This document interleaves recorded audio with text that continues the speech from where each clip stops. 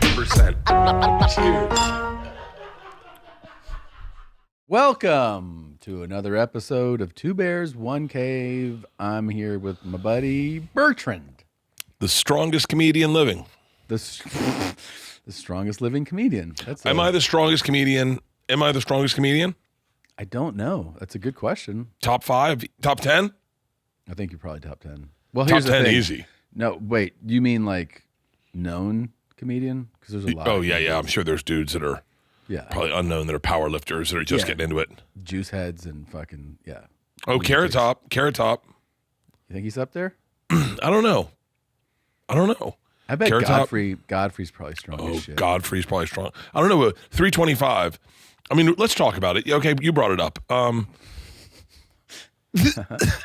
Yeah. It's a Google how many people in the world can bench 325 pounds. Let's see. That's a... How many centimeters in an inch? Wow, less than 10%. Less than 10%. Only a small percentage. Less than 10% can bench 310 pounds. Yeah. That's so funny. That's not what I got on when I Googled it. It was like 0.01% of the world. I think that's 10% of the world can bench 325 pounds. That's a lot of strong motherfuckers. Well, it is saying less than 10, which is pretty broad. Less than 10%. I think it's 0.01. I know that if you do 400 pounds bench, you're so I got one readout that said there you go. Of dedicated weightlifters. That's not of the population. Of dedicated weightlifters can do 400. Do you think there's people in the population that can bench 400 pounds that don't lift weights? There's a couple freak shows for sure, like genetic anomalies, like farmers' sons who are just out there hauling hay every day that are like freak shows. Yeah, but most of the time, this is like somebody really dedicated to doing that. Yeah. So walk me through how you felt when you saw the video of me benching 325 pounds. Well, I was proud of you. It went through a phase where like at first, you were like, I don't know if I can. I'm doing. This is when you had the first date, which was like I think New Year's Day. Yeah. And you were like, I've gotten, I forget, 290 or something, and you were gonna do 305 or 315. Yeah. I did right before New Year's. I did 305 twice, and then I did 315, but it was like touch and go. Well, I thought before that, when you were like, I've gotten 290 or something. I was like, yeah, it's, you might not. It was like kind of up in the air. Once you told me you were moving it, but upping the weight, I actually thought you were crazy for a second because you're like, I got this, but now I'm moving the date and I'm raising the weight. I was like, that's pretty crazy because if you're not there, you're making it much harder. Yeah. Then when you told me you had done a couple reps of 305, I was pretty certain you were going to get it. It's interesting how you can do the math about that, but even still, Arnold kind of fucked me up, and he's like, it's crazy. Sometimes you get 350 pounds, and then they put on 2.5s, and you can't get it off your chest. Yeah. It's mental. It's fucking mental. And then I do think that's true. I also think there's days like I tell you, my dad used to track all his lifts, and he in a journal, right? And he was doing Olympic lifting, but he said he also would write down like how he was going into that day. So like I was super tired or energized, thinking there'd be a correlation between like I feel like shit and bad lifts or I feel great and good lifts. He was like, they never lined up. I could go in there, feel like I didn't sleep well, whatever, and have a great lift, and then I would have great feeling days and have bad lifts. Do you feel like that was stand-up sometimes? Oh, that's interesting. Yeah, kind of. I know, especially, the first time you tour on a big scale, like for me, that would have been, I don't know, probably like 2016 or 17. So I'm like going into theaters and you would clock like, oh, I'm just making it up, but like I'm in Madison. The show was great. And then you go, so Madison only has great shows. Like that's your brain registers it. And you go to Indy, the show sucked. You're like, so Indy sucks. And you come through the next time and you're like, so Madison will be great. And it's not great. You're like, what the fuck? And then Indy is great. And you're like, oh, this is totally an inverse of what I thought. And then the more you tour, you realize that every night it can go any which way. There are certain indicators, like I feel like small indicators, they're not 100%, but for me, I always check out before that, like when the show's about to begin, I get on the VOG for the voice of God mic for the comic that it's going to go on stage for. And when that thing goes on, like the lights have been turned off. If the lights turn off and they're just like silence, you're like, what the fuck? and then you go, they just get quiet like they're about to see a play. Yeah, and then you go like, hey, fucking Memphis, how you guys feeling tonight? And it's just like a smattering of applause. You're like, are there people out there? Yeah. And it's just like, it's one of those things where you go, oh, that feels like that might inform what this next hour and a half is going to be like, Conversely, like when you hear lights go off and they go, and you're like, how you guys doing? And they go, you're like, oh shit, we got a live one here. Yeah. I would say it pretty much informs how that night's going to go to a degree, but it's just not 100%. You can sometimes still have it go, oh, I thought it was going to be shitty because of that and it was good, or I thought they were going to be great and it was kind of, flatter. But I do feel like paying attention to how they react to, like, the first time they're hearing, oh, the show is starting, it's a big indicator. I mean, I don't know if you had it on your last tour. I was thinking about this week, shows that I was like, man, I don't understand how that was such a bad show. Like, I guess you don't go, I don't understand how it was so good on other, because sometimes it's so good and you go, well, that's the best. Yeah. Right? It's so good that you go, that was the best. But it's also just the roll of the dice. It's better if I don't care about the show. Yeah. You have to care, but you can't be like high pressure on it, right? Well, I get nervous. I get nervous at Red Rocks. I get nervous at the Greek. Anything big, LA. Yeah. No, not like the Gorge. I wasn't nervous, but like Red Rocks is a big one for me. Like I'm really, we haven't announced it, but I'm doing Red Rocks again this year. I get nervous at the Greek. Well, I get nervous. I don't know. I think because I put a lot into it. Like the Greek really made me nervous. Red Rocks always made me nervous, but that's why I like doing Red Rocks. Because it makes you nervous. I don't always get nervous like that. Like, are you going to get nervous doing Madison Square Garden? Maybe a little, but only. Pole. Huh? That's like a 10 pole.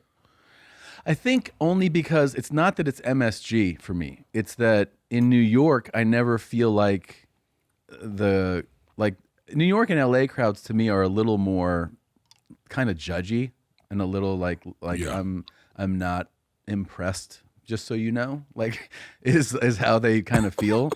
And so that's the part that kind of makes me like, oh, are they going to be it's not that like, oh, I'm in this space, even though I have great admiration for MSG. It's just that like I go, what kind of crowd's showing up, because I've had New York shows where you're like, what the fuck was that? And then Chris DiStefano's doing Madison Square Garden on 9/11. Yeah, he came with me last weekend. He came with me. I just saw that. That's what made me think about this. I just saw him with you in Chicago. He got such a pop when he went up there. Really? I told him, I was like, hey, you might have to calm yourself down. He was like, really? I go, well, yeah, because you're a surprise guest, and this audience knows you.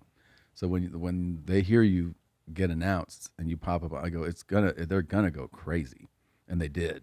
They went nuts. Yeah, it was awesome to watch, and he had a great set. It was so fun, but it was fucking lit there, dude. It was like we're about just a hair under 17,000 people, and they were like, I mean, it's Chicago. Like they were energetic, and like he had a great set. I had the most fun doing that show.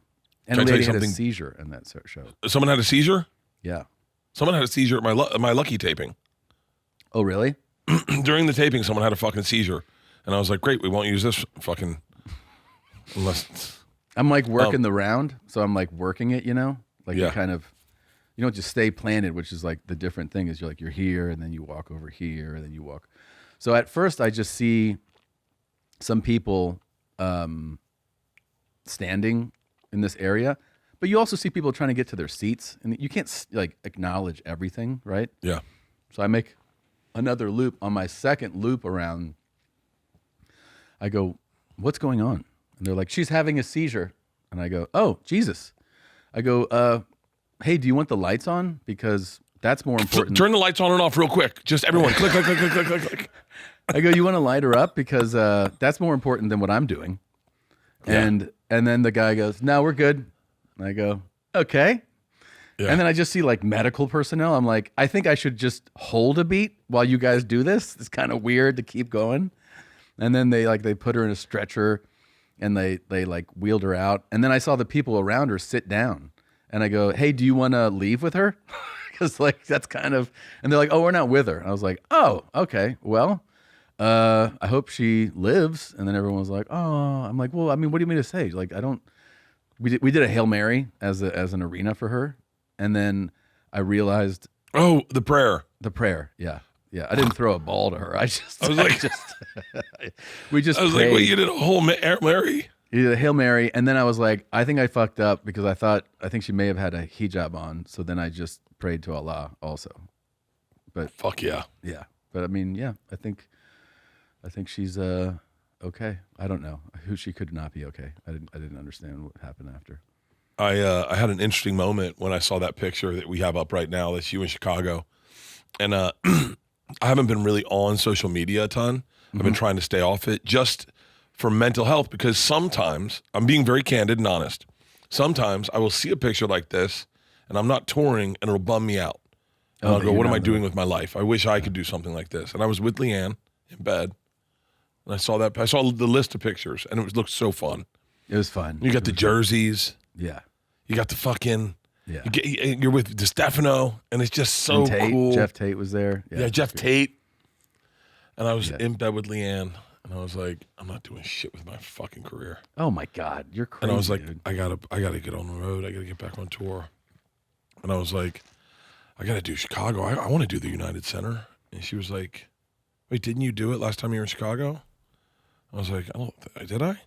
She goes, yeah. And then I look and I have the exact same fucking picture of me in United Center. And I'm like, God damn it. How is it that you can get sad when you see someone doing something, but then you've also done the same thing, and then but it reflects on you internally. Like, you know what I mean? It's like such a weird thing to like see someone on vacation and it bums you out, and you're like, wait, I've been to that exact resort. Yeah. Like, I see people on vacation and I go, oh man, I wish I could do that. I was in Spain looking at people on vacation going, oh, I want to go on vacation. You're like, I'm on vacation. Yeah, what the fuck? Wait, how was Spain? Oh, amazing. Yeah? Amazing. I'll tell you what, we need to incorporate siestas. Siestas are great. And by the way, I think my Spanish is really good. Yeah. And Georgia speaks Spanish. Yeah. And Georgia was doing an impression of me speaking Spanish. And it was like, me like Campari. Me want ice. Me want ice. More ice. Is she loving it there? She loves it. Yeah. She loves it. She is she's speaking Spanish and I'm having the time of her life, and we went and visited Isla at college. Isla's fucking happier than ever. Just Leanne and I sat as fuck alone in a house. Just me and her every fucking day, Tom. Every fucking day. Well, now I see why you want to go on the road. Don't you feel like you had a much needed break? Don't you think this has been good for you though too? It's been really good for me. It's been really good for me to slow down. I think, can I tell you the biggest thing, and this is maybe a little inside baseball, but like, when you're that busy, sometimes people ask you to do creative stuff and you don't have the bandwidth for it. And so it comes out mediocre. And so like I'll give you a perfect example is like promo videos. They would tell me like, we need an on sale video for ... And I'd just be like, I get so many of those. Cause you have an on sale video for a show. I need a promo video for Porosos. I need a promo video for our 5K. I need a promo video for your special. You have a movie coming out. We need to do a promo for that. And you have all this stuff that you just, all of a sudden I feel like the fun gets pulled out of the job. When the job was never intended to be work, it was meant to be fun. It's supposed to be fun. And it is work, but it should be fun work. Yeah. And that's when it's at its best, is like and that's why I think when you see, I'll use Shane as an example, but when you see Shane make tires or Gillian Keeves, that was all just fun. It wasn't work yet. His calendar wasn't loaded. All he had to do was sit in an apartment with his boys and try to make each other laugh. And that's the beauty of the playfulness of stand-up, you know? And I think I had subtracted that out of it and gotten so many plates spinning that I couldn't have fun with anything. I just was like, I looked at everything as another job. And I think I'm glad that I got the opportunity to kind of slow down, because now I'm having fun and trying to, like, writing jokes and shooting content that's fun, and I'm enjoying doing podcasts that I'm not promoting anything. I'm just going on to do a podcast. Well, then also maybe try not to get yourself in that same place again, right? That's my goal. My goal is to downsize a little bit and bring it backwards, so that I don't have as much shit coming at me and just have fun with stuff. Like, you know what I said? I was like, I miss when you first moved to Austin. I said this to Leanne. I said, I miss when you first moved to Austin, because I missed that was literally just a day of nothing. I love when you come here. But when you come here, you get to have the fun of, I'm going to stay at a hotel. I'm going to go work out in the morning. I'm going to take a meeting. I'm going to come do a podcast. But when I went to Austin, I had to get to have that fun. Yeah, where it was like, yo, I'm coming in. I'm going to work out. We're going to go out to dinner that night. We're going to go party. We're going to do a couple podcasts. And I was like, I told Leanne, I was like, I gotta start coming out to Austin more. Yeah, come out more. I want to go to, in June, I want to spend like 2 weeks out there. And just because it's because, you know, the other thing, it's like with stand-up, I know you feel this, but like when you're in Austin and you're doing stand-up and you go to the club that night, you've had a full day of the boys, Christine, podcasts, work meetings, script meetings, and then all of a sudden you go to the club and you're like, I haven't thought about stand-up all day and now I'm supposed to do it. Yeah. But when you're on the road, you're like, yo, I'm gonna just do stand-up tonight. That's all I'm thinking about is stand-up. That's true. And I kind of want to get back to that. Yeah. Especially with just stand-up is like, that's why I was like, I told Leanne, I was like, I think I'm gonna go to Austin for like 2 weeks, just do the mothership, literally just do podcasts with Tom, do the mothership. When he's not there, I'll be fine. Really wanted to do Lauren Compton's podcast. I'd do Danny Brown's again. I think his podcast is awesome. So fun. You know, but like, I think that's what I'm trying to do is downsize a little bit and just get it a little back to what it was. I like it, man. That's a good plan. Yeah. I think this time off has been good for me. Taking on too much is not good for anyone, man. I know. It's not good for anyone. So how long will she stay in Spain, though? Georgia? She's coming home in like a week. Oh, bomb. Yeah, she was there 90 days. Oh, okay. That's the longest you can have a visa. All right. It's like 90 days. I'm going to FaceTime you when she's back, and we'll just talk in Spanish in front of you. It was weird when the waitress came up for the very first time we saw her. We haven't seen her, and we haven't seen her work her Spanish. And the waitress comes up, and she ordered for us. And That's I cool. was like, wow. She was like, Dad, my Spanish sucks. And I was like, it's better than mine. And I tell everyone I can speak Spanish. That sounds very you. Oh, God. Yeah, it was cool. Both the girls wanted to just kind of chill out with Leanne, like just hang out with her, like just even look at like Instagram videos, because that's like Leanne's thread is like innocuous.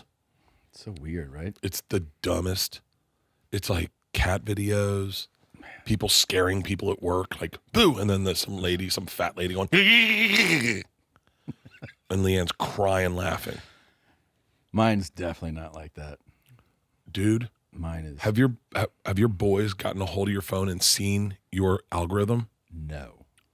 And I refuse. By the way, one of their favorite things to do is to take my phone and they go, "Hey, I'm Tom." They go, "I'm Tom." And then they're like, "I have your phone." And I always grab. I'm like, "Don't." If that shit's unlocked, I'm like, "Fuck no. Do not look at that." Yeah. I learned the hard way with the girls that I couldn't let them open my Safari browser because I don't know what I've seen last. And usually it's porn. All right, listen up, you high-functioning party animals. Light Strike Hard Refresher is finally here, unlike anything the alcohol industry has ever seen. Light Strike isn't just a drink. It's a goddamn survival tool. Bro, something like this was introduced to me in Germany when I was in 1995. It is the perfect party pacer. Why choose between fun and function? This hydration drink inspired cocktail. Low Key brings its own self-care to the party with a crushable mix of coconut water, sea salt, and 5% alcohol by volume. It is non-carbonated, gluten-free, and a great alternative to fizzy hard seltzers or sugar can cocktails. This one right here is, what is this? It smells like peach. Oh, that's freaking good. Light Strike Hard Refresher is launching nationally this month with 2 flavors, lemon lime and orange mango. This is orange mango. Drink them cold, over ice. You can drink them warm. I'm drinking this one warm, and it's not bad. And just watch how fast it disappears. It's crazy. Light Strike is also a proud sponsor of the Two Bears 5K in Tampa, Florida, May 4th. With me, Tommy, and Jelly Roll, we will be putting these back because let me tell you something. These are freaking good. Hard Refresher, Light Strike. I'm telling you, learn more about Light Strike at drinklightstrike.com or follow them on TikTok and Instagram, drinklightstrike.com. It's at drinklightstrike on Instagram. Light Strike, Hard Refresher, an excellent source of 5% alcohol. That's the best read ever. This show is sponsored by BetterHelp. Think about your favorite leaders, mentors, and idols.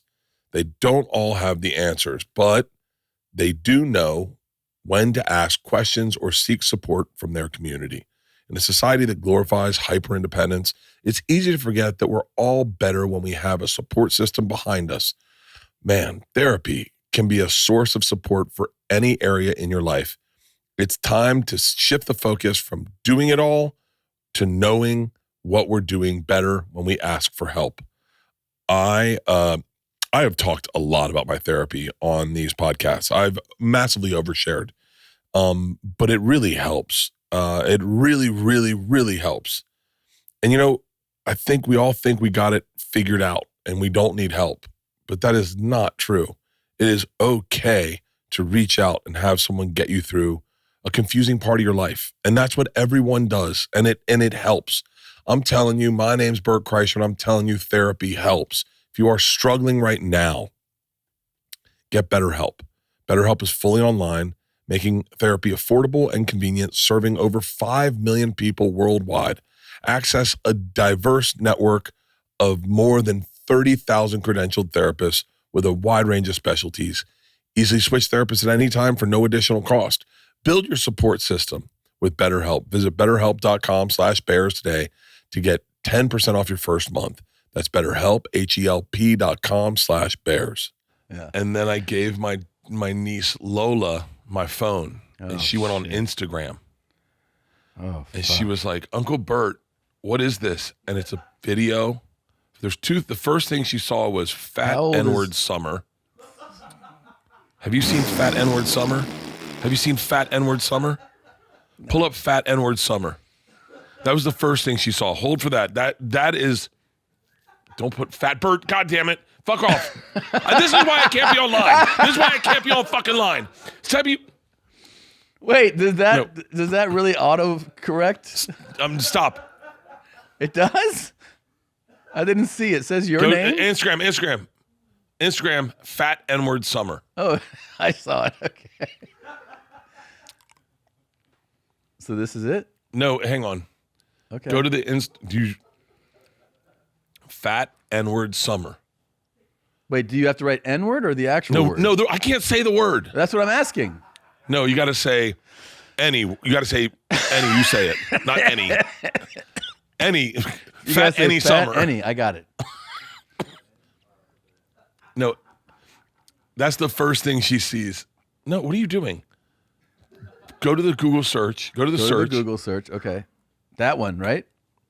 I'm not seeing. I see Rogan talking to fucking Dr. Phil. I'm looking at the search bar. Hold on, bro. Okay, fat. There you go. It's right there. The other word. Okay, summer with an A. Yeah. Okay, with an A. The fun way. And now go to the Instagram. Go to the Instagram. I'm sure it's the one that says loading. That one. I don't know. I mean, that's what we went to. Oh, it's probably it. Can someone over here find it? Let me see. Is it a? No. Is it a song? It's just a white girl saying. It's a white girl saying it, but with a black guy. And I think it's an AI because they're scuba diving together. Okay, and they're in private jets. Are you hearing that? So white girl, yeah. Let's just see if that pulls up. Look, how about the one said fat N-words need love too. I don't know if that's it. Okay. Let me see if I can find it on my phone. Yeah, this is so. Yeah, how do you? Well, I just typed the N-word into my phone. All right. Well, that's the first thing she sees. I can't believe I can't find this. How old is this niece of yours? Like 4. 4. Okay. Yeah. Thought we were talking about like a teen. No, 4. That's the first thing and I hear is like, yeah, it's a fat N-word summer. Yeah. Yeah. And then it's a white girl going, it is a fat N-word summer. Is it not fat N-words with fat pockets? No, fat N-word summer. I can't believe it's like a song. It's like a music video, but it's like I think it's an AI. It feels like it may have been a dream that you had.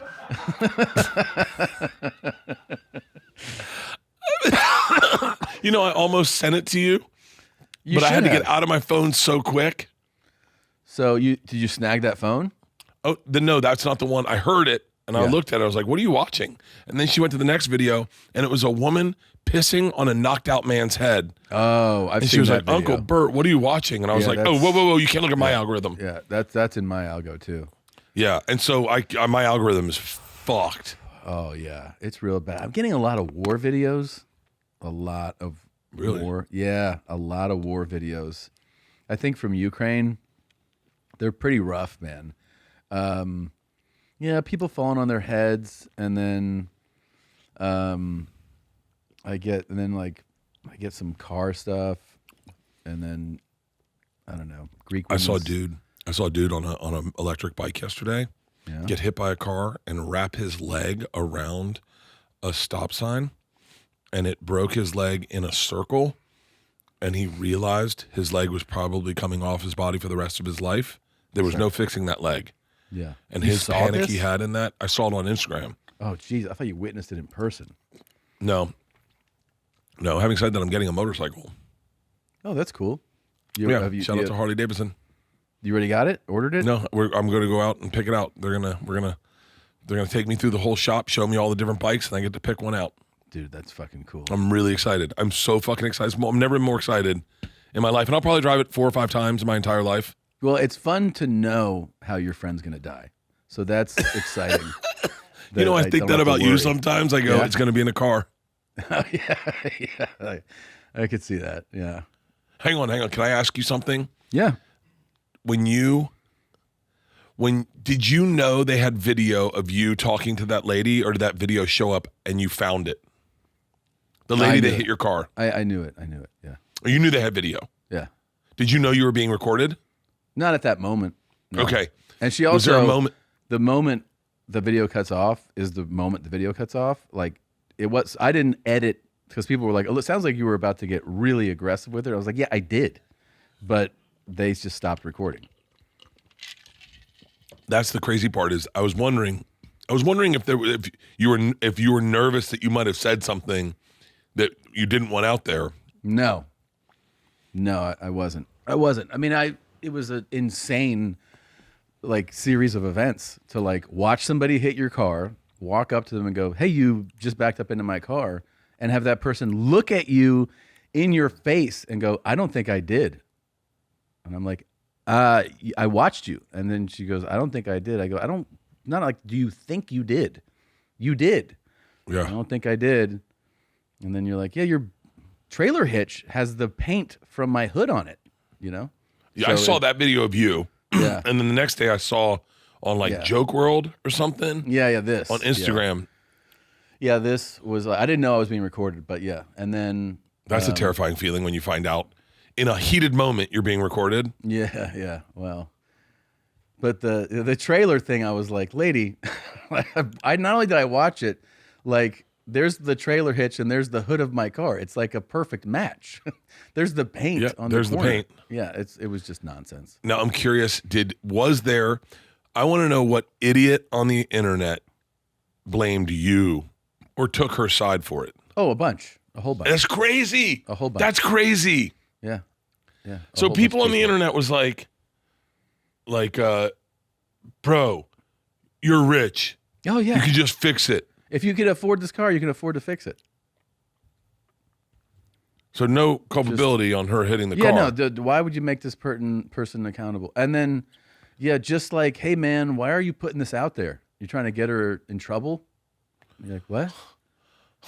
Yeah, good thing you can afford it. If you're going to drive that car, then just pay for that. I'm like, what? Like, I watched somebody hit the car. Why wouldn't it be their responsibility? And they're like, they should flag those accounts. By the way, I'd interview Putin in a heartbeat. Interview? 100%. Maybe a fun interview, for sure. Are you fucking kidding me? I'll brush up on my Russian.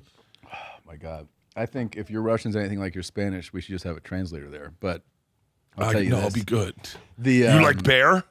You like bear? Vodka, take it? Vodka, take it in mouth? I think he'd be a fun interview. I know. I wonder if the Kremlin will take us up on this offer. Hey, by the way, soft pitch, Russia. You've got a bad rap with the media. I think you have a few jailed journalists. Time to turn that around. Bring us out to Moscow. We interview Putin. We have a good time. We show a good face. But do some fun stuff with him. Some like archery and shit he probably likes, right? Sure. Paint it good.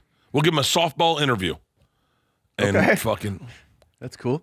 Yeah, let's see what they say. I'm sure we'll heal back. Can you guys follow up on that? I told you I've been doing a dive on Mussolini lately. I mean, no, you didn't, because do you know what I've been doing a dive on? Yeah. Mussolini. Oh, really? Let's go. First of all, wait, this guy, you just sent that in a text, and I replied back to you. Yeah. We just were texting about this. Yeah, man. This guy was a piece of work, dude. Like, first of all, he stabbed a classmate when he was a teen, right? And he got kicked out of boarding school. And then Are you talking about the memoir he wrote? Dude, his memoir, when he forced himself onto a teen, this is when he's in his 20s. He forced himself onto a teen girl. Like, he was a 26, 27-year-old man. This girl's 16 years old. He does the unthinkable. He says that when they're done, she's crying and says, "You violated my honor." And his words in his journal were, "What honor?" You're like, what the fuck, man? He ends up getting, he marries a woman, leaves her, finds another woman that he really likes, but guess what he likes more than that woman? Her 16-year-old daughter. So then he marries that girl, and then they assume, I mean, there's a lot of stuff, there's so much to talk about with him, but they presume that he had at least 100 kids with out of wedlock with other women during his reign of power. So they would bring women into the compound, and he couldn't be bothered to take his pants or shoes off. He was just like, "Get over here," then get rid of them, and then he would have the secret police follow them, be like, "Just make sure they don't fucking do anything stupid." I mean, he was wild, dude. He was a real rascal, that guy. He was a big time goofball. Yeah. And he was a goofball. He really was. This is, of course, I'm leaving out the tens and of thousands of murders, but he really, I mean, he put on he's the blueprint for fascist dictator. Like, he's the guy. He created fascism. Yeah, he's the grandfather of it. Yeah. He's the grandfather of fascism. They were called the black shirts were his people. Mm-hmm. And they all wore black shirts. But what can I tell you what the most fascinating thing about Mussolini, in my opinion, is? Yeah. The defamation of character that happens after he's killed. So they loved him in Italy when they didn't even know all the stuff that he was doing, but they loved him in Italy. Loved him. Il Duce. And then yeah. Il Duce. And then what a fucking, but that same pose, right? That same pose you just did? Yeah. That, when they saw that the first time, they're like, "Fuck yeah!" And they like went crazy. And then they turned that after he died to turn him into a fool. And then they show that pose a little sped up, and he looks like a fucking idiot. And he's like, "Do, do, do, whoa." Yeah. And so they did the same thing with Nero in Greece. Is Nero is not a bad emperor, but like 4 emperors after him, or 4 Caesars after him, or whatever, they kept fucking up, and they were like boom, couldn't last a year, couldn't last a year, couldn't last a year. And so the 5th one shows up, and he's like, in order for me to succeed, I got to make Nero look like an asshole. So he created the phrase, when Rome burned, Nero played the fiddle. And they did the same thing with Il Duce, that when he died, they just defamed his character so much. They shared all this stuff so that there was never going to be a recollection of him being the guy that they thought he was when he was the leader. Because he ran the country and they loved him. For a long time, they did. You know what I'm wondering, though? Is What? how come we don't have like an awesome modern day Mussolini movie? Like, shouldn't there be a fucking Oscar level movie about him? There should be. Right? Yeah, but no one's ever done one about Hitler. That's the No, other thing, is Hitler, everyone, can I tell you, Hitler was like the mean girl of these guys. Yeah. Yeah. Like, he was the mean girl. So like everyone, Mussolini, Stalin, they all wanted to be boys. Even Churchill. Like, Churchill flew to Berlin to meet Hitler and like sit and talk to him. And Hitler just shined him. Was like, yeah, I'm not coming. I'm not coming to that. Everyone wanted to be Hitler's friend. Right. And he just was a mean girl. Yeah, I wonder if he was just paranoid about meeting people. Like, once he knew, because there was. So here's some movies. Last Days of Mussolini is a 1974 film about his final days when he tried to flee Milan. Robbing Mussolini is a 2022 Italian action film about plans to steal his treasure.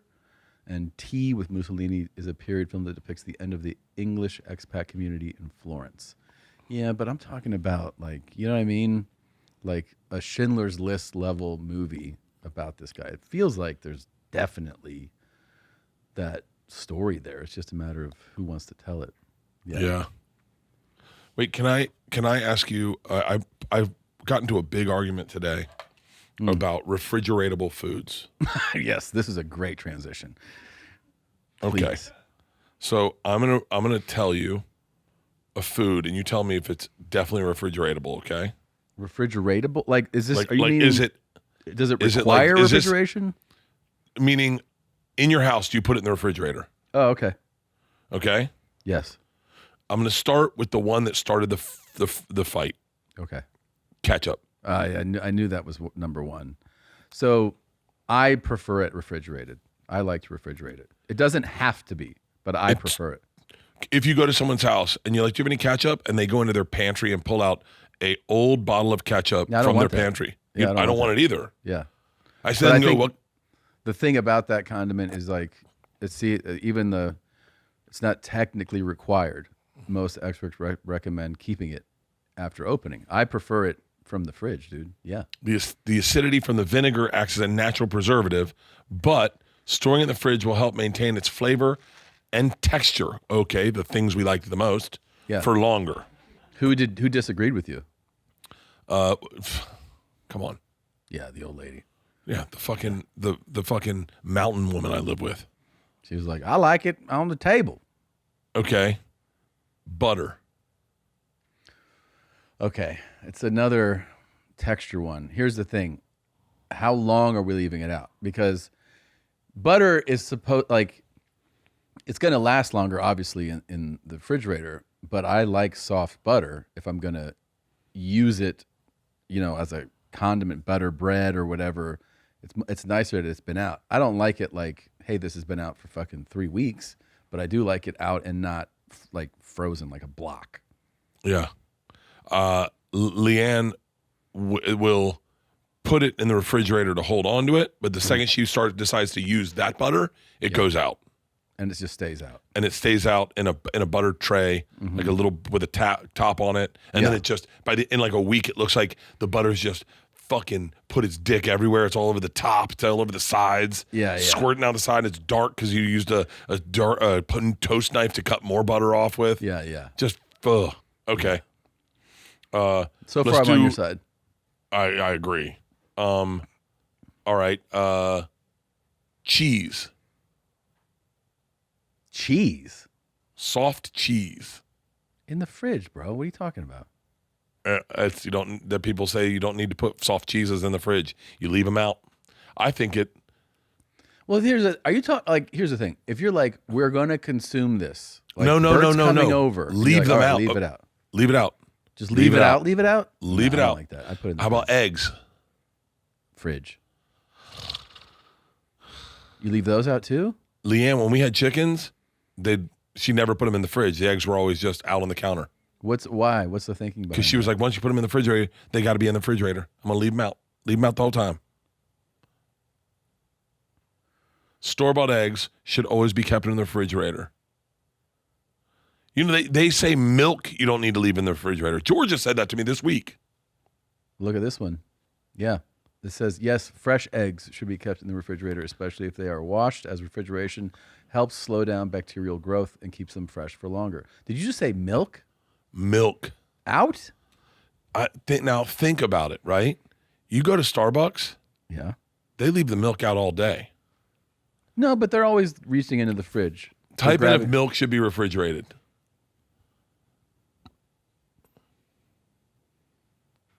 Yeah. Yes. So wait, the girls keep it out? They like it out? They were like, milk can be out. You can leave milk out for a long time. And How long? I don't know. And I was like, I don't think that's a real thing. And they're like, no, it is. It is. It's just America is so crazy. And I was like, no, that's not real. Well, this reminds me of when I lived in Spain. I lived with an old lady in Madrid. And this is what she would do, and I was like, oh my God.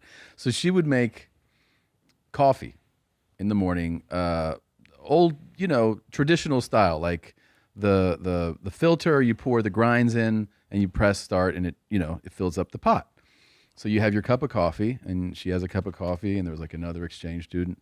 And you're like, okay. And then at the end of the day, I'm like going back to my room and I walk by and she would leave the coffee from that day in the coffee pot. And then the next day brew fresh coffee on the old coffee, right? You're like, this is bitter as shit. Yeah. And so I bring it up one time, but like I have to do it in a polite way. I'm like, oh, she's like, yeah, it's fine. You don't need to like pour that out. So I used to pour it out in the sink when it was late so that it would be completely empty. And then I was like, oh, I guess we finished it yesterday because I thought it was so bitter. Because it was old coffee, Does old coffee get bitter? To me, it tasted sour because it was sitting and like it was sitting the rest of that day into the next day, right? It's sitting out for over 24 hours. It's like, why don't we you're brewing coffee anyway. Why are you mixing? She didn't want to waste this much coffee that's in the So then let me ask you. So if you get a nitro cold brew, say you get 2 nitro cold brews and you bring them home and you have one and you put the other one in the refrigerator, would you drink that the next day? You can, but I do think it doesn't taste as fresh. Really? I think you can know. Like if you're like I'd have to have you'd have it. You'd be fine. But the preference is always for a fresh one. You wouldn't want a fresh one? I mean, I would just I'd drink it. I don't know. I'm just saying. If I also go part of me would be like, I don't know. I'm so obsessed with my coffee maker right now. I haven't been to Starbucks in probably a year and a half. Are you doing espressos or like what kind espressos? Duplios, 2 Duplios, espressos. Doplios? Maybe. It's a deuce. Doppio. That's what it is. Yeah. I look at Word. There's a guy that just passed away. His name was Dingo in the Snow. Do you know who that was? No. He was this very sweet guy. Friends with all the skateboarder community. Dingo in the Snow. He just passed away recently. Oh, is this a guy that was friends with Ellis and Jason and Tony Hawk? I did see this. How did he pass away? I don't know. I don't think they had the cause of death yet. Oh yeah. But he was a very sweet guy. I met him a few times, and we followed each other on Instagram. And he's only 38, which is heartbreaking. God. Yeah. But what's so funny is he's such a nice guy. I am dyslexic and I read things fast, and I didn't read it said Dingo in the Snow. I thought it said Dingo Show. Mm-hmm. So I kept calling him Dingo Show every time I saw him, and he never corrected me. And then when he passed, I read it I slowed down and read it, and I went, the dingo in the snow, not the dingo show. Ah, yeah. So I was like, oh, dingo show. And he'd be like, ah. He just rolled with it. And I was like, and then I read that and I was like, oh, every time I fucking called him by the wrong goddamn name and he never fucking called me on it. That's super sad. 38. Man, there was a lot of people that loved that guy. Yeah, I could tell. Wait, so tell me, are you getting fresh beans for your coffee? Is that why it's fresh beans, and I go through beans pretty quick in that whatever we pour in there. I don't know what kind of coffee maker we have, but it's my favorite one I've ever owned in my life. You don't know what it is? I'm. It's too expensive to. No. I don't know what it is. I don't know what it's called. I have one in my tour bus and I have one at home. I liked one in my tour bus so much that I bought one for home. Okay. And so I do 2 duplios, whatever. Mm-hmm. And I'm telling you, man, I love it. And I do them over ice. Yeah. Oh, it's Doppio. Yeah, I read things too fast. That's why I stopped reading comments, because I would read comments that were even positive about me, and I would misread them, and I'd feel bad about myself, and then I'd reread them and go, oh, that guy isn't attacking me. Oh, right, yeah. He's saying something nice, and I just misread it. Yeah. Well, this is also another language that you're reading it in. Wait, what was I going to say to you? Fuck. I don't know. But I'm happy that you're never going out for coffee anymore. No, I haven't gone out for coffee in forever. And the last time I probably went out for coffee was when both the girls were in town. You know, the nice thing is you're saving money. It's nice. You don't have to waste money getting coffee every day. Is that your dad? Yeah. Yeah, that was his financial advice every time I saw him for like 15 years. Really? Yeah.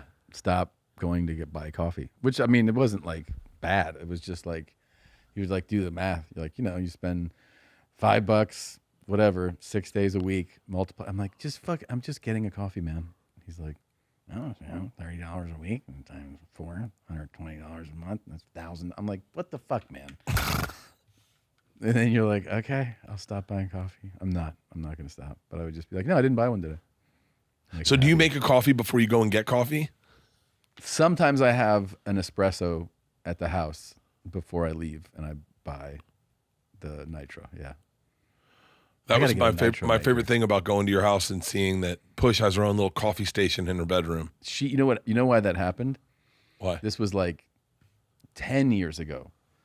We were looking for a house, and on a house tour, like the realtor showing us the house, they were like, oh, and then there's this here in the master. It was a house we didn't end up getting, but they had a coffee station in the bedroom, and she was like, what the fuck am I doing? I was like, what? She was like, yeah, why go to the kitchen? Like, she's like, it should be right here in the bed. And ever since that tour that day, every place we've ever lived, there's a coffee station in the bedroom. So in the mornings, she wakes up, makes 2 coffees, puts one on my nightstand, sits in bed, drinks coffee, and doesn't have to leave to get it. She loves that it's right there. Yeah. Makes her happy. When we were looking at houses, we were looking at a house in where did Bob Hope live? Over in not Burbank. Burbank? No. Right in front of Burbank. Anyway, it was a nice old house, like really really like pine inside, like dark wood hints all over the inside. And Toluca Lake.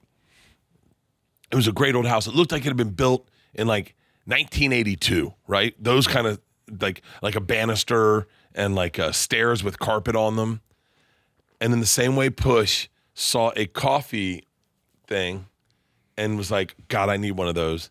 In the guy's office, he had what I could only consider he had his walk-in closet, and right when you walked in, it was a pull-out drawer, and it had little baby bottles, but the way the drawer was set, it was tilted up a little bit, so they were displayed, and there was a rack here, and a rack here, and it was little baby bottles of Jack Daniels all the way across. Yeah. And he pulled them out, and I saw that, and I fucking was turned on immediately. Yeah. And I said to the lady, what's this? She goes, oh, he's a dentist, and every morning when he wakes up, he takes a shot of Jack Daniels before he starts his day. No. And I was like, shut the fuck up. That's pretty nice. I could do that. That's I mean, I wouldn't nice. stop at one, but he just took one shot and started his day. You know, was it FDR that did that? FDR would have a shot of whiskey every morning. No, maybe not. Maybe Truman or FDR. The old lady in Spain. The old lady I lived with in Spain. Every time I don't feel well today, same thing was said. Yeah, there's Truman. Harry Truman would start his day with a shot of bourbon in the morning, essentially a breakfast shot of whiskey.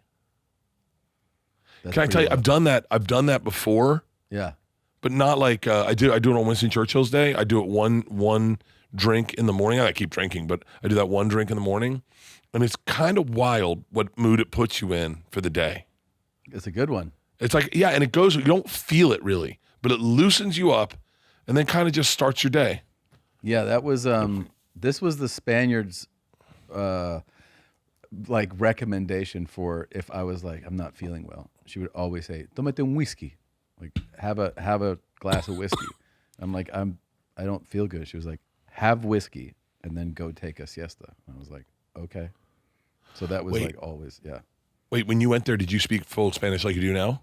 Yeah, yeah. I mean, it got so dialed in when I was there. I mean, I was, what I would say is like probably, pretty proficient, like fluent by a lot of people's scale.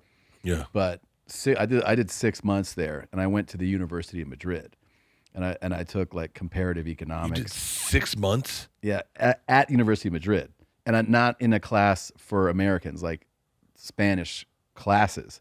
So I had to do term papers, art history, like I said, comparative economics, all these like college level courses.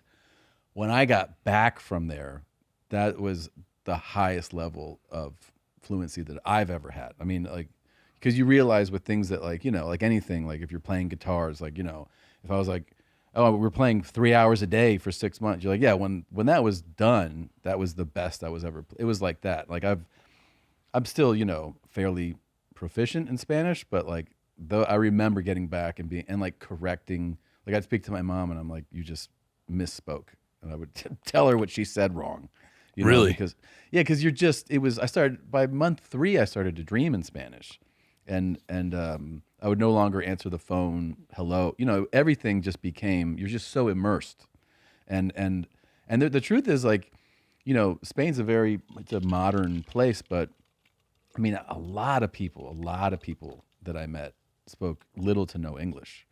So it just forces you, and that's the best way to get proficient in a language, is to be immersed with people who can't even, accommodate you if you need it. They were just like, yeah, I don't speak English. So like that was... When you came back from Spain, did you, because your mom's Peruvian, and Peruvian sounds different, I'm sure, than Spanish. Yeah, definitely. Can you hear your mom's accent? Yeah, for sure. I mean, Really? And I have a weird accent because what happened was that like I was raised by a Peruvian. I spent the most time in Peru as a kid. Then I spend 6 months of my life still kind of developed. I mean, I'm like 20 years old in Spain. Then I get back and I'm with mostly like South American people. But then I moved to LA for 20 years, and most of the Spanish that I hear is Mexican. So I have words from all three. Like I have slang from all three cultures. Wait, so give me an impression. Okay, do impressions of these different countries in English. Okay. So if English, like I would assume Spanish in Spain sounds like this. It is. It's the Real England posh. of the Spanish And so countries. when they're talking, they're like, "Oh, would you like to go to a bullfight?" It's brilliant. It's the official way of speaking the language. The wish, and then even when they say this, because they say Barcelona, Yes, they do. They have If a very this. particular. And that's like a real fancy pants way of talking is if. Yeah. Okay, interesting. Also Okay, for the so that's the standard. So then, what does Mexican sound like? Hey man. So no. So No. Sounds like black people. No, that's the Caribbean.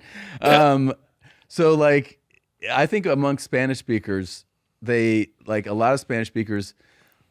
The way that it works is like Spain is England, Mexico is actually this region's kind of head of state. Like the Spanish that is spoken in Mexico, they have like the Spanish laws of like the way you speak, even though every country will end up doing what they want to do, have their own slang and everything. There's like an official way of speaking that also comes from Mexico.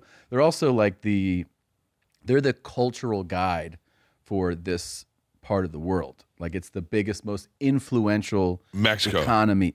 Mexico is. Mexico is kind of like Mexico is kind of like, you know how here people go, I'm going to go to New York to make it. Like if you're in Latin America, you can go to Mexico to make it. You know? Really? Because they have the most influence on this part of the world. Okay, so then what is like Bogota? Is that like red? Where am I getting? Like I want to like I always think Argentina would be like really high end Spanish. Like they'd have like it's just like really specifically their own thing. So they have. But is there any relation to white?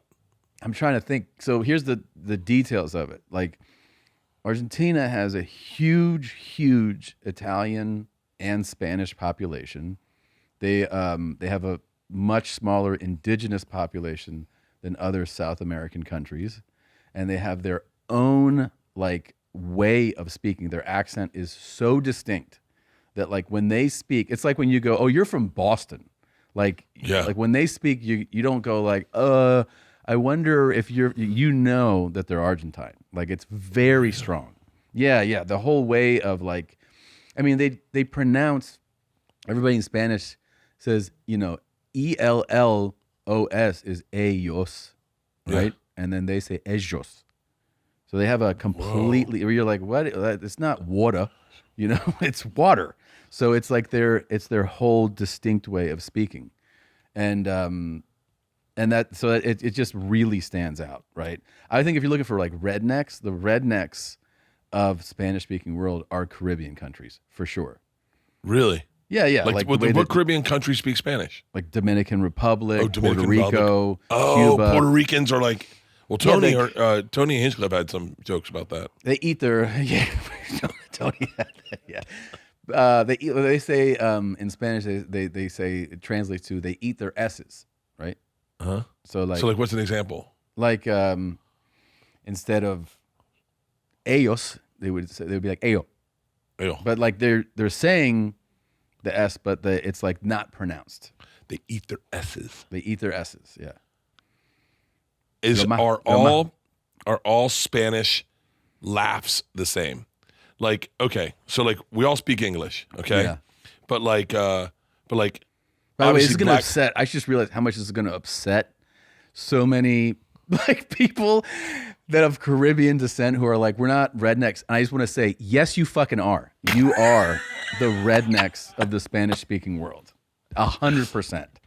You guys are the shit kicking fucking country bumfucks of the Spanish speaking world, and you fucking know it. Cut the bullshit. All right, keep going. So, like, do you think you could tell? That sounds very Dominican. Oh yeah. Go ahead, keep going. You saw that lady, not Zoe Saldana. Who? Zoe Saldana, is that a person? Yeah, she won an Oscar recently. Okay. Zoe Saldana. Some reporter, I guess she did a movie that was like about Mexico or something, and Mexicans felt offended by Emilia Perez. I don't know why, really. I didn't see it. She won the Oscar for this? She won the Oscar for, by the way, I didn't see any of the movies that won any of the Oscars. Wait, was Zoe Saldana, was she a Bond girl at once? I don't know. She was in Guardians of the Galaxy, I think. Right? Was she a Bond girl though? I don't know. No, I know Ana de Armas was, but I'm talking specifically, was Zoe Saldana in a Bond movie? She wasn't in a Bond movie? Hold on. Why just type in Zoe Saldana Bond? Just to see if she comes up for Bond. Hold on. I'm just curious. Okay. It must have been another attractive woman. Go ahead. She got a lot of Mexicans were upset. I don't know why. I didn't see Emilia Perez. Okay. But they like not bum rushed her on the stage, but they kind of like challenged her when she was like doing her press after she got an Oscar, and this lady's like, I was like, it's a great movie, but what do you say to all the Mexicans that you offended? And Zoe Saldana's like, bitch. She didn't say that, but she basically was like, I have a different opinion of you than you do. Wait, what's the scandal? I don't understand. I didn't. What does that news article say? Like that you had up first said that apologize. Okay, so what is the thing here? After taking home the Oscars for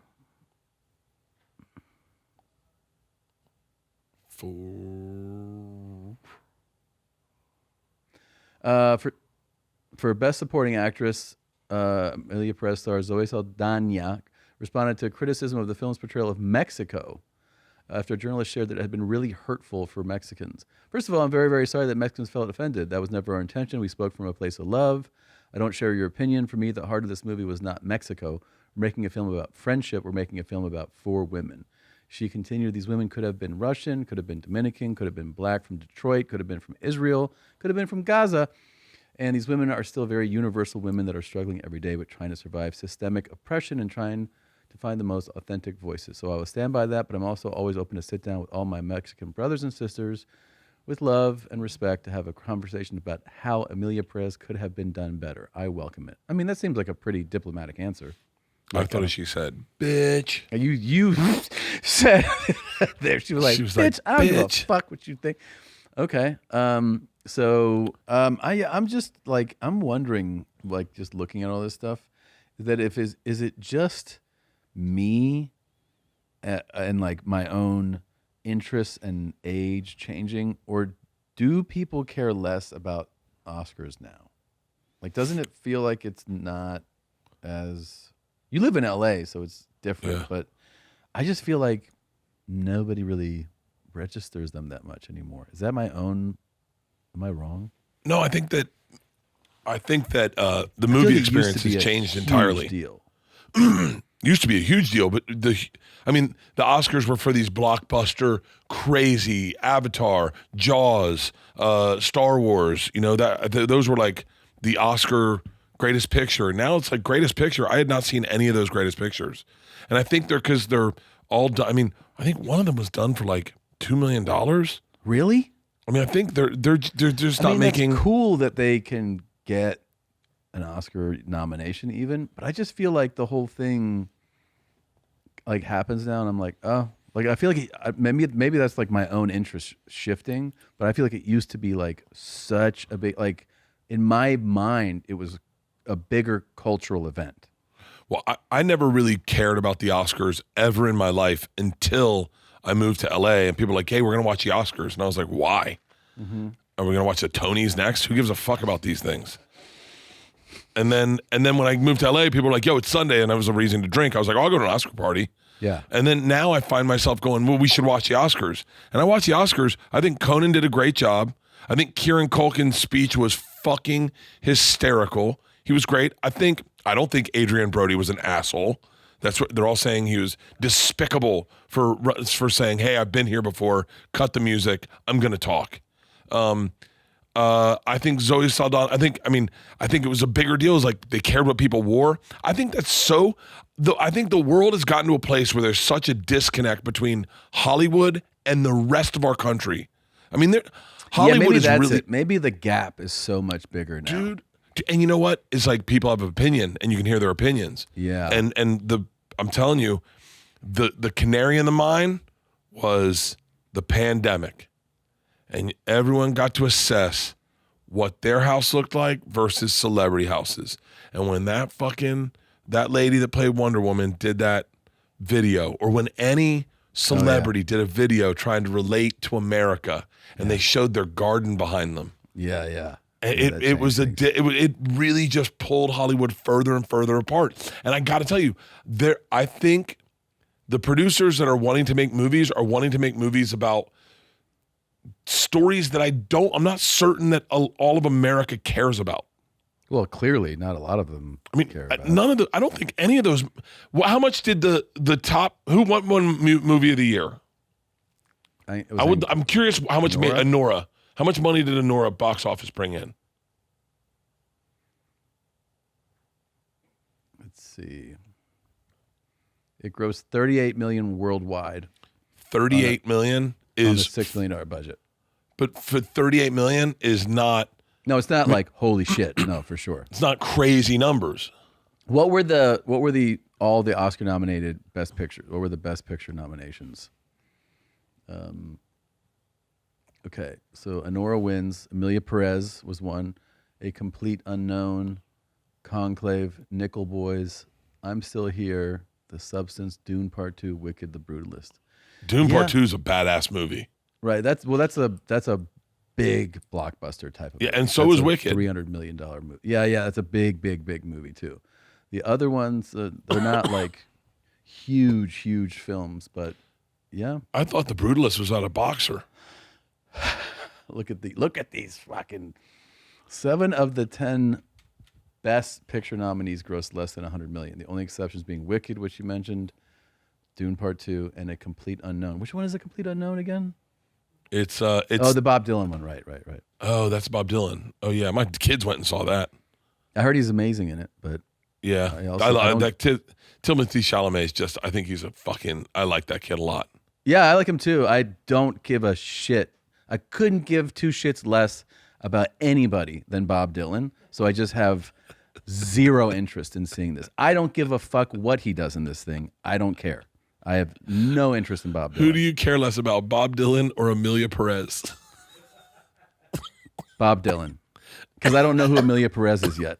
So, yeah, Bob Dylan is the absolute fucking least important human being to me on earth. Bob Dylan, I know too much about Bob Dylan to start saying stuff because I was a huge fan for a long time. Yeah. But, I didn't see the movie, I'll tell you that much. Mussolini take a shit than watch Bob Dylan sing a song. I don't care. They should do a remake of a Complete Unknown, but called A Somewhat Known Person, and make it about Mussolini. Dude, let's pitch this. This is our next pitch. I'm in. Somewhat known. Somewhat known. Yeah, he deserves when we come back next week, the number one thing we have to talk about is fucking Deuce Gruden. Okay. Oh, Deuce goddamn Gruden. John's son. Let's do it. That guy fires me the fuck up. I like it, dude. I like it. Thank you guys for watching and listening, and we'll see you next time. Bert and Tom, Tom and Bert. One goes topless while the other wears a shirt. Tom tells stories and Bert's the machine. There's not a chance in hell that they'll keep it clean. Here's what we call 2 bears, 1 cave.